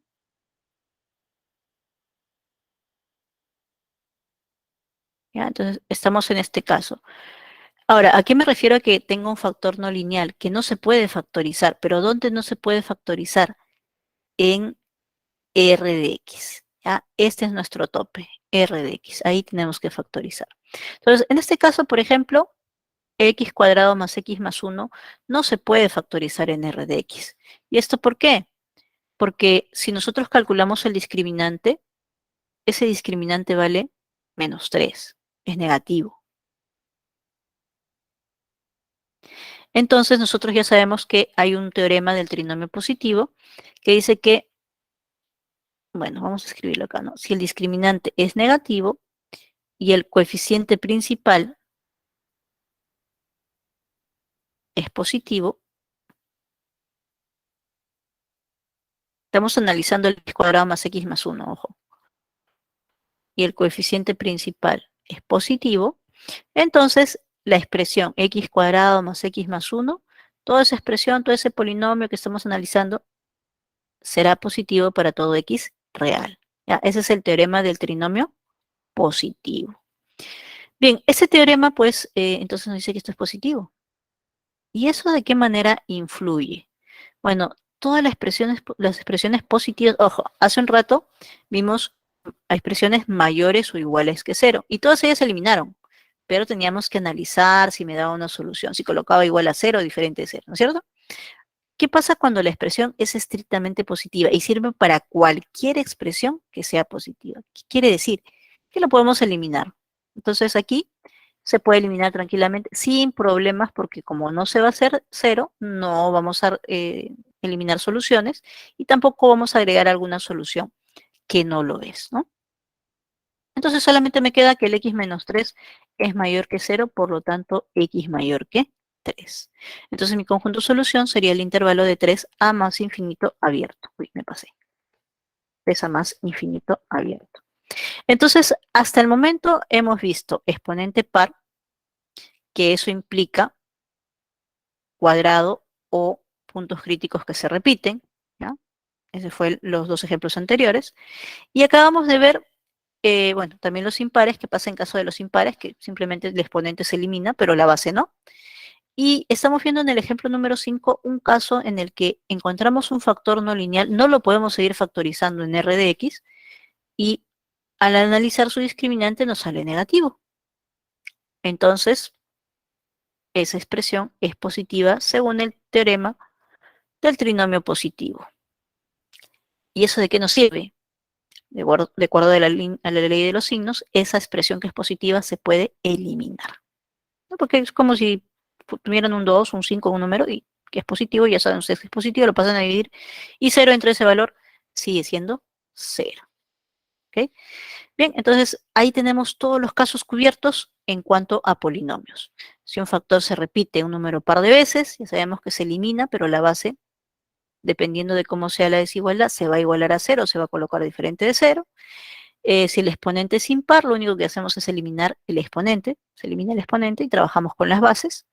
Y estamos viendo el último caso en el que los factores no necesariamente llegan a ser lineales, ¿no? Vamos a encontrar por ahí un cuadrático con discriminante menor que 0 y coeficiente principal positivo, de modo que esa expresión sea positiva. Y se aplica para cualquier positivo, ¿no? Por ejemplo, ¿no? Esta expresión es positiva. Entonces, si ustedes lo tienen como un factor, ¿qué van a hacer? Allá, como este es positivo, ¿qué hago? Lo elimino. ¿Ok? Entonces, tener en cuenta esos detallitos. Bien, ya tenemos todo lo que es polinomial. Ojo, todo lo que es polinomial ya está revisado aquí. Están todos los casos. Ahora, también podemos tener inecuaciones cuando dividimos fracciones. Perdón, polinomios. Entonces, esos polinomios me van a generar fracciones. ¿Cómo resolvemos las fracciones? Bueno, hay dos formas. La primera forma es que transformemos la inecuación en una inecuación equivalente que trabaja con el producto. ¿Por qué? Porque de acuerdo con la ley de los signos, las divisiones y las multiplicaciones son muy parecidas, ¿no? Por no decir casi iguales, ¿no? Entonces lo que hacemos es transformar esta división en un producto, pero ojo, ojo aquí, ¿eh? Transformamos a la ecuación equivalente, que sería x menos 5 por x menos 7. O sea, de la división la pasamos a la multiplicación. Pero hay un detalle, pues recuerden que cuando tenemos una división, el denominador tiene que ser diferente de 0. Porque si no, no existe la división, ¿no? Ahora, independientemente de que el x sea x menos 7 sea diferente de 0, buscamos los puntos críticos, ¿no? Ya nos olvidamos un ratito de eso. Ya, ¿cuáles serían los puntos críticos? Pues igual a 0 por aquí, igual a 0 por aquí, tendríamos x igual a 5, x igual a 7. Ahí está. Ojo, punto crítico 7, y acá me dicen que es diferente de 7. Sí, exactamente. ¿Quién pesa más? El diferente, pero sigue siendo punto crítico. Ahora, ¿cómo vamos a interpretar ese x diferente de 7? Recuerden que los puntos críticos van a determinar los extremos de intervalos, y esos pueden ser abiertos o cerrados de acuerdo a la desigualdad. Cuando nosotros tenemos que es un punto crítico y a la vez nos dicen que es diferente de 7, entonces lo vamos a colocar como un extremo abierto. Justamente porque al quitarle el 7 queda abierto, pues, ¿no? Y los demás van a depender de la desigualdad del problema. Entonces aquí dice mayor o igual a 0, ya, cerrado, ¿no? Entonces en 5 sería cerrado, en 7 también hubiera sido cerrado, pero como está en el denominador, le colocamos abierto. Como les decía hace rato, siempre hay que cerciorarnos que los coeficientes principales son positivos, así que aquí va más, menos y más. Porque aquí más entre más me da más, así que el coeficiente principal es positivo. Bien, terminamos eligiendo los conjuntos. Aquí me dice que esto debe ser mayor o igual que 0. Si es mayor o igual que 0 es positivo, por lo tanto, tomaremos aquí los positivos. Ojo que ahí en realidad estamos analizando el mayor que 0, ¿no? Porque el igual a 0 es que se hace 0, ¿no? Y es simplemente ver si el extremo es abierto o cerrado, ¿ok? Bien, los mayores iguales que 0 tendríamos esto. Mi conjunto solución sería la unión de menos infinito a 5 cerrado unido con 7 abierto a más infinito. Ahora, como les repito, eso es trabajar con una expresión equivalente, ¿no? Una expresión equivalente, una inecuación equivalente. Pero existe otra forma, ¿no? Como les había comentado yo, ¿no? O sea, hay otra forma de hacerlo. La otra forma consiste en lo siguiente, ¿no? Yo quiero resolver esta inecuación. Ya, vamos a colocarlo por aquí. Esta es mi inecuación, ¿no? Entonces, en este caso, los puntos críticos se obtienen tanto del numerador como el denominador. Entonces, ¿qué hacemos? Bueno, aquí lo que hacemos es igualar a 0 el numerador, igualar a 0 el denominador, para hallar los puntos críticos. Una vez que tenemos esos puntos críticos, los reemplazamos en la recta numérica, en orden, ¿no? Aquí igualamos a 0, así. Igualamos a 0, 7. Pero recordemos que los que vienen del denominador, y este viene del denominador, entonces esos siempre se van a colocar abiertos, porque al ser un valor que viene del denominador, pues lo va a anular. Y si lo anula ya no tengo solución, pues porque no existe la división. Entonces, por ese motivo, todos los del denominador, fueran varios factores, todos los del denominador se van a colocar como abiertos. Y el otro punto, en este caso, va a depender de esta desigualdad, así que sería cerrado. Bien, seguimos el mismo criterio, más, menos y más. Y como aquí dice mayor o igual que 0, tomaré los positivos. Y como ustedes pueden observar, son los mismos conjuntos, ¿no? Son los mismos conjuntos. Bien, esa observación justamente dice eso, ¿no? Al representar en la recta los puntos críticos que provienen del denominador, los extremos de los intervalos que determinan se consideran abiertos. ¿Ya? Entonces puedo tener varios en el denominador. Todos los extremos de los intervalos son puntos críticos, sí, pero no necesariamente tienen que ser cerrados. Si vienen del denominador, van a ser abiertos.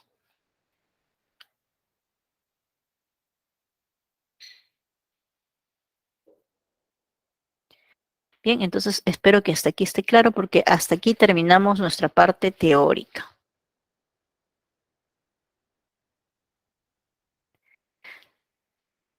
Ah, perdón, fraccionarios. Nos falta la irracional, ¿no es cierto? Me está olvidando de la irracional.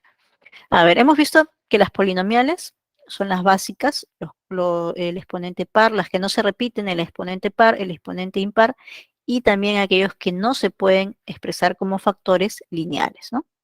Acabamos de ver las racionales, ¿no? Las fraccionarias. Y ahora vamos a ver las irracionales, ¿no?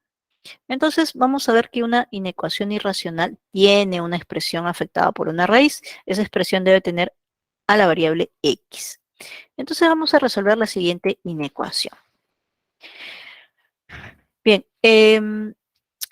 cuando tenemos inecuaciones irracionales o con valor absoluto, siempre se tiene que recurrir a la existencia. ¿Ya? Cuando veamos más adelante logaritmos, también vamos a ver la existencia.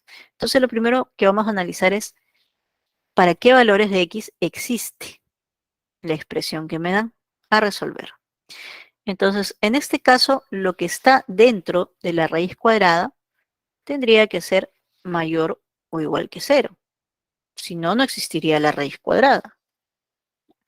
Y por otro lado, como hay propiedad transitiva, y yo sé que la raíz de x menos 5 es mayor o igual a 0, esta raíz de x menos 5 es menor que 11 menos x, por transitividad tendría que 0 es mayor, o en este caso menor, que 11 menos x.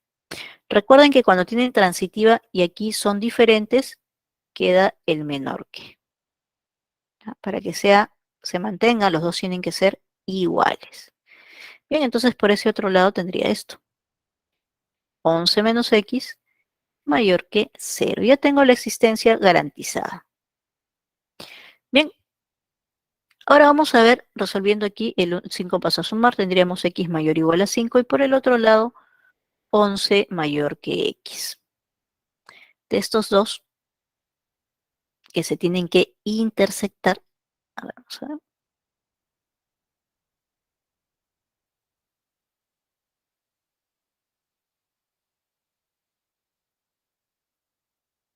Ahí está, la intersección sería esta partecita, ¿no? El intervalo de 5 a 11. Ahí está. Bien, ese es el conjunto de valores admisibles donde existe el conjunto de restricciones, también se le llama, ¿no? Todas esas cuestiones se le llaman. Bien, entonces, ya que tenemos determinado cuándo existe, vamos a proceder como se hacía en la ecuación, ¿no? ¿Qué hacíamos en una ecuación con radicales? Dejábamos de un lado el radical, pasábamos todo al otro lado, y en este caso, como es raíz cuadrada, vamos a pasar a elevar al cuadrado. Entonces vamos a elevar al cuadrado ambos miembros de la desigualdad. Por este lado se va la raíz, me queda x menos 5, pero por este lado tendríamos cuadrado del primero, menos el doble del primero por el segundo, y el segundo al cuadrado, es decir, 121 menos 22x más x cuadrado. Ahí está. Y por el otro lado queda pues la raíz cuadrada de 5 de x menos 5 al cuadrado. Raíz cuadrada de x menos 5 al cuadrado, eso es x menos 5 cuando se eleva al cuadrado. Este x lo pasamos a restar, me daría menos 23x, y este menos 5 a sumar y me daría 126. Ahí está. Y se redujo a una inecuación cuadrática. Podemos aplicarle aspa simple, ¿no? X por x y menos 14 por menos 9. Verificamos en aspa. Menos 9 menos 14 efectivamente da menos 23, o sea, menos 23x sería aquí, ¿no? Bien, si igualamos a 0 cada uno de estos, encontraríamos los puntos críticos que serían 9 y 14. ¿Ya? Puntos críticos 9 y 14, los ubicamos en la recta numérica, en orden, primero el 9, luego el 14. Y el coeficiente principal de la cuadrática, positivo, por lo tanto, más, menos, más. Como aquí la desigualdad es estricta, abierto. Nos faltaría considerar cuál es el conjunto que representa el conjunto solución, ¿no? Bueno, provisionalmente tenemos lo siguiente. Aquí debe ser mayor que 0, o sea, positivo. Así que mi conjunto solución inicial sería pues de menos infinito hasta 9, abierto, y de 4 abierto más infinito. Pero hay un detalle. La restricción. No en todos estos valores existe. Solamente dentro del intervalo de 5 a 11. Entonces, ¿qué vamos a hacer? Vamos a intersectar con este conjunto.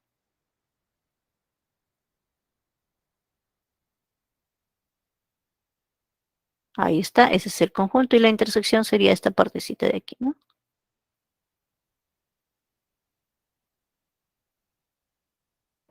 Listo, la intersección que nos queda sería el intervalo de 5 cerrado a 9 abierto. Y bueno, eso era lo que nos pedía el problemita, ¿no? Que resolvamos esa inecuación. Y como ven, pues el procedimiento es muy parecido al que usamos con las ecuaciones con radicales, ¿no? La diferencia es que, bueno, aquí trabajamos uno con desigualdades, puntos críticos a los que se reducen las expresiones, y que también tenemos restricción en algunos casos, ¿no? O sea, no siempre hay la restricción tampoco. Bien, ahora sí, con eso terminamos la parte de la teoría, así que si tienen alguna preguntita, chicos, chicas, con gusto lo aclaramos. Maestra, Adelante, Piero, te escucho. ¿podría retroceder la diapositiva anterior? A ver, dame un segundito para verlas. ¿Esa que se ve ahí? Sí, maestra. En la parte donde en el denominador se le Ujú. iguala, bueno, es x no es igual a 0, ¿no? Bueno, el x menos 7. Claro. Ujú. Ujú. Ya, Claro, o sea, a ver, de repente te estás confundiendo porque lo he igualado a 0, he puesto igual aquí a 0. Esto es para los puntos críticos, ¿ya? ¿Por qué? Porque x menos 7 también determina un intervalo. Entonces, en 7 también van a cambiar los signos. Por eso es que lo consideramos punto crítico, pero no forma parte de la solución. Por eso lo colocamos abierto. entonces no importa que sea mayor, igual, menor, igual, el, ¿cómo se llama? El 7 siempre va a estar abierto. Exacto, Ah, exacto, porque está en el denominador, ¿no? Si fuera al revés, ¿no? Digamos, si tuvieras aquí el 5, el 7, pero tu inecuación fuese esta, que parece lo mismo, ¿no? Porque la ley de los signos se aplica igual. Pero ¿qué pasa? Aquí el x menos 5 está en el denominador, entonces aquí sería abierto el 5. Y esto me indica para el numerador nada más, ¿no? Entonces en ese caso sería así. Para este problemita sería de menos infinito hasta 5 abierto, unido con 7 cerrado a más infinito. O sea, cualquier expresión que tú veas en el denominador no tiene que ver con la desigualdad. Siempre vas a colocar diferente de 0. Mm, Vale, vale. Listo, profesora, muchas gracias. Ok, listo. Bien, entonces Maestra, en la última, en la última diapositiva. ahí, sí, ¿no? Esa es, ¿no? Esa es Sí, sí, profesora. En esos tipos de ejercicios siempre tenemos que resolverlo por existencia, ¿no? Sí, en el caso de las raíces cuadradas o de índice par hay que usar la existencia porque no, eso se está trabajando en los reales, ¿no? Entonces, pongamos, ¿no? Por ahí te sale la solución, digamos, ¿no? De -4 a 7, pongamos, ¿no? Entonces, obviamos esta parte y nos vamos de frente a trabajar esto y supongamos, pues, ¿no? Que nos sale así. Conjunto solución aparente, todavía no hemos terminado, ¿no? Ese es mi conjunto solución aparente. Entonces, podría considerarlo como solución, pero hay un problemita, pues no existe, ¿no? No existe ahí, solamente existe de 5 a 11. Hay una parte en la que existe. Entonces, ¿qué se hace? Bueno, si este era el que había hallado yo al momento de ir resolviendo las inecuaciones equivalentes, pues lo tengo que intersectar. Hasta el 5, por acá estará el 11, y debo considerar la intersección. ¿Ya? Porque si yo tomo estos valores de aquí, por ejemplo, y reemplazo, no me va a salir, pues, ¿no? No me va a salir. Me va a salir algo que no existe en los reales de repente, ¿no? Entonces, por ese motivo es que siempre hay que trabajar con la existencia. En realidad, en todas las ecuaciones y en todas las inecuaciones se analiza existencia dependiendo de las operaciones que ustedes trabajan. Raíz cuadrada, cuarta, raíz de índice par, hay que analizar. ¿Ya? Hay que analizar. Listo, maestra. Una pregunta más y por último, en la parte de donde está la raíz, ¿siempre se le iguala mayor o igual a 0? Claro. Ya, a ver, a ver. Aquí tenemos dos partes. Depende en realidad de cómo esté la desigualdad, ¿no? Por ejemplo, en este caso, lo que está dentro de la raíz no está afectado por otra cosa, mayor o igual a 0, ¿no? Pero si recuerdas, ¿por qué le pusimos positivo? Ya, porque aquí hay una cadena, ¿no? Entonces va a depender de cómo esté la expresión. Si está dentro de la raíz solito, bueno, mayor o igual que 0, ¿no? Pero en este caso, ese 11 menos x ya no va a ser mayor o igual que 0.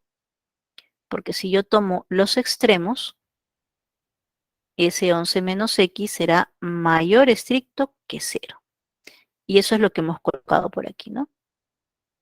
Entonces también, por ejemplo, digamos, ¿no? Ese 11 menos x hubiera estado en un denominador, ya no puede ser 0, pues, ¿no? También, o sea, hay detallitos que por las mismas operaciones que nosotros le aplicamos, tenemos que ir adicionando, ¿no?